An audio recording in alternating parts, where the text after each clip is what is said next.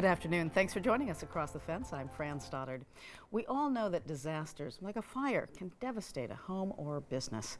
Natural disasters like floods or severe winds can also spell disaster. But if you're a farmer with animals, you're not only at risk from accidents and Mother Nature, but your business also faces high consequences for disease. For instance, owners of pigs are concerned about African swine fever or flu.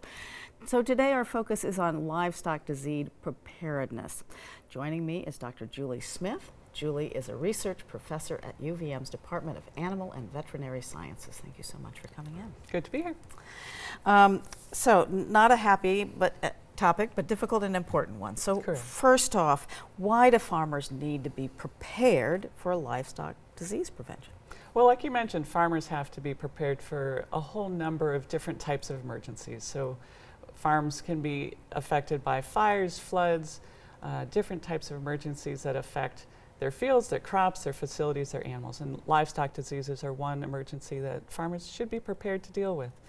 Some diseases just affect one or two animals, but then we can have very highly contagious diseases, severe diseases, diseases that are not normally found in the United States, could kill large numbers of animals, and we have to know what to do in that situation. We have to know how you would handle a large number of animal mortalities.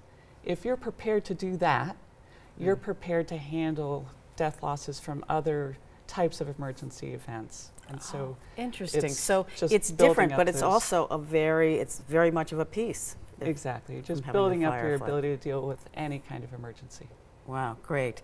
So why are diseases like the highly pathogenic, that's how you say it, pathogenic avian influenza that we hear about, or this African swine fever, called foreign animal diseases? Why are they problematic, and why are we concerned about them? Sure. So in the United States, we call diseases that exist in other parts of the world foreign animal diseases. Some of them have occurred here, like highly pathogenic avian influenza. Fortunately, not so much in this part of the country, but a lot of the middle section of the country was affected by that just 5 years ago. These diseases, the worst ones, obviously they're affecting animal health, and this is a serious problem. They can spread to other farms, so this is having now economic consequences. And in the case of a high consequence disease that is on our reportable disease list, that will have significant trade implications. Finding one case of disease will basically stop the trade of any animal products from the species that's affected. So we're talking diseases like foot and mouth disease, African swine fever that you mentioned, or highly pathogenic avian influenza. Just one case. One case will just shut down transportation and trade. But the worst thing is that these diseases are highly contagious, so they'll affect lots of animals. They have a high chance of spread, and that has broader economic consequences. Sure. So if there were a disease outbreak, who are the responders, and what are the tools that you use to control an outbreak? Sure. So the goal obviously is to contain the disease and eradicate it if possible. And it's important to remember that the very first responders are actually the animal caretakers on the farm. They're the ones who are observing the animals and can see signs of disease. There's an acronym called BUDDIES that can be helpful for remembering which signs aren't just signs that, oh, the animal's off, we need to take care of it, but are signs that you need to call a veterinarian and have someone take a look at the animal and see if additional testing needs to be done. Because if it is a foreign animal disease or any kind of high consequence disease, we really need to get on top of that quickly. So the right kind of diagnostics need to be done, need to confirm if it is such a disease, and then start our steps to control it. So don't hesitate. Don't wait around. Like what are some that people really should? Oh, I really should be thinking about this. And call my vet. So animals with blisters on their tongues, teats or around their toes, unexpected deaths, any neurologic signs. These are all things that people need to report to a veterinarian.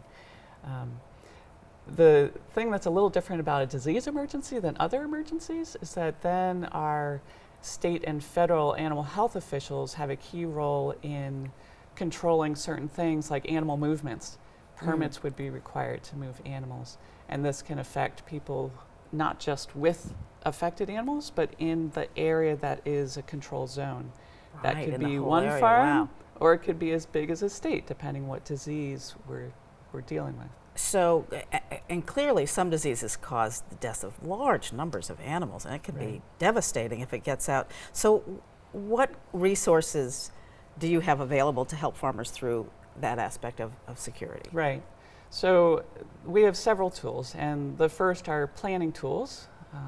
So we have a whole set of tools for developing a very comprehensive biosecurity plan. And actually the plan will help prepare you against other emergencies besides disease emergencies, but that's the first thing. The second thing are a set of resources that are links to help with managing large numbers of mortalities. Composting is one of those options for handling mortalities that we would probably try to do in an area like Vermont, where we have access to a lot of compost amendments, wood chips and things like that. The third section that is really important and gets at how to deal with the stress involved. You know, none of us For us like and the to animals. lose an animal, right? That's Right. hard for any of us. So it's important to know what you can do for yourself and to support others who are going through a tough time. So we have resources to support helping people manage stress anytime, anywhere. Great. So. And you have, we're seeing a beautiful, fairly new website, and where there are lots of resources that we can look on. So we'll remind people of that in a minute. So have there been any African swine fever outbreaks from farms in the United States? I know when you walked in, you were very concerned about this particular disease. So fortunately, the United States has never seen African swine fever. We've been very fortunate in that. The reason why there is heightened concern now is because it has been recently, in the last year, been spreading very quickly through parts of the world where it has never been seen before.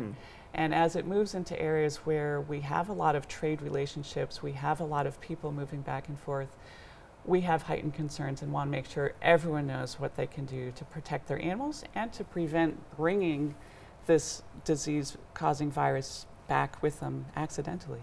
Yeah, so how would this affect the owner of a few pigs, say?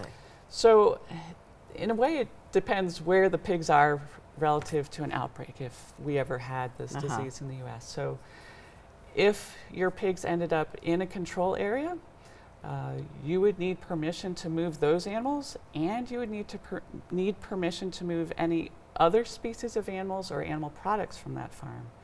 And this is where it becomes a concern of dairy farmers. Sure. Because the reality is a lot of dairy farmers have maybe one, maybe Couple a few pigs. pigs that they're just raising for their own use. The pig roast next summer. You know, some people who aren't dairy farmers may have pigs as pets. Some people are raising pigs as their commercial business. All of these pigs are susceptible to African swine fever, and we need to be prepared. So what can farmers and the public do about it? So there's a lot of things.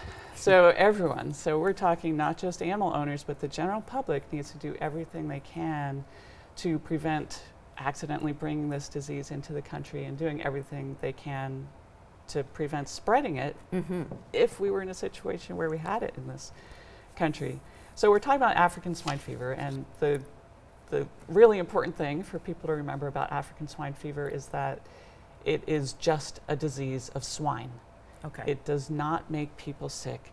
Eating pork products will not give someone African swine fever. So it's not a food safety issue at all. It's horrible for the pigs. It's just a swine issue. It's caused by a virus. It's transmitted by direct animal-to-animal contact.